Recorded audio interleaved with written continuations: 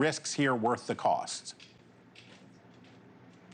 Good morning, and it's good to be with you. I would say the risks are worth it, and the reason is because with respect to China and Mexico in particular, there is a massive amount of fentanyl coming into the United States and killing our people. And in order to get this under control quickly, you need the Chinese government and the Mexican government to step in and do the business on their side of the border to help to protect our people. And if they're not going to do it out of the kindness of their hearts, then yes, we are going to have to use every tool in the toolbox economically in order to do so. And with respect to Canada, it is about making sure that they do their job on their side of the border to help secure the northern border that Joe Biden left wide open during his last 4 years. America is not as secure as it needs to be. And if those nations are not going to help us out to do the right thing, then we're going to have to move them into a better posture to be more willing to do what needs to be done. Okay, in the first Trump presidency, the administration sent billions and billions of dollars from taxpayers to farmers to offset the cost of those tariffs. Something like 20% of the oil that we use in the United States comes from Canada, and our fresh food supply is heavily dependent on Mexico. Do you think the government should provide subsidies to consumers to offset those costs?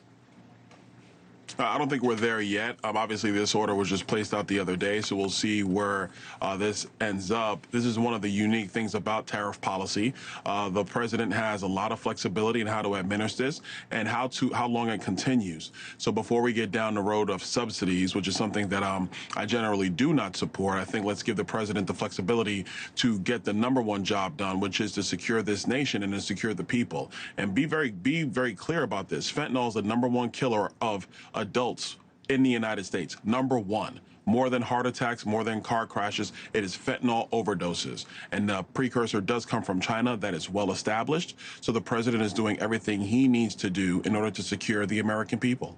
Okay, so there's excitement on the right and anxiety on the left and some in the center about the mass firings at various levels of the Justice Department. But Kash Patel, the nominee to lead the Federal Bureau of Investigations, allayed some of those concerns at his hearing in the Senate on Thursday when he broke with President Trump on the mass pardons of January 6 rioters. He said violent offenders should not have been included. What do you say? Well, at this point, I think where President Trump has taken us is to kind of get a reset on what's gone on out of the Department of Justice and FBI.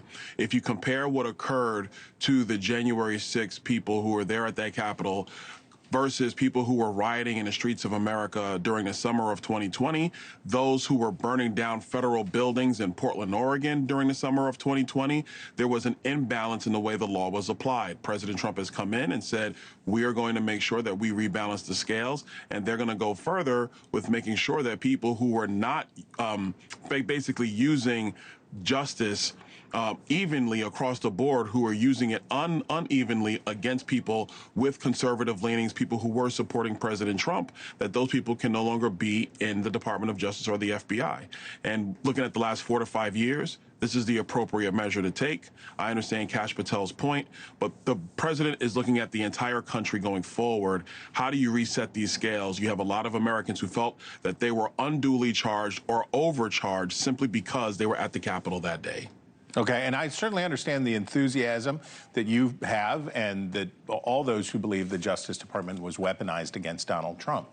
But it does sound like a number of those being targeted are experienced law enforcement officials, even in field offices around the country. If, God forbid, there was a major incident under federal jurisdiction, critics would immediately say that the administration moved too far, too fast on this stuff. So it's sort of the same question we started with. Are those disruptions worth that risk? Look, when I think you're talking about how people feel about our institutions, we have to do everything we can to restore that confidence. And let's also say that when it comes down to field officers, field agents, as I understand it right now, they're just getting together the list of people who are engaged in those investigations. I fully anticipate there's going to be a review of that personnel, and then we'll move forward. The biggest issue at FBI and at the Department of Justice has been in the political brass, not just in Washington, but around around the country. And so, unfortunately, because of their misconduct or malfeasance with respect to the rule of law, they simply have to be removed because they cannot be trusted. And at the end of the day, Donald Trump is the chief executive. And no matter it's Donald Trump, Joe Biden, Barack Obama, George W. Bush, the chief executive has the responsibility to have the federal government operate with respect to their point of view. That's why there's a singular executive and there's not unelected bureaucrats who just get to wield their will regardless of the American political system. Thanks for watching. Go to joinnn.com to find NewsNation on your television provider. And don't forget to click the red subscribe button below to get more of NewsNation's fact-driven, unbiased coverage.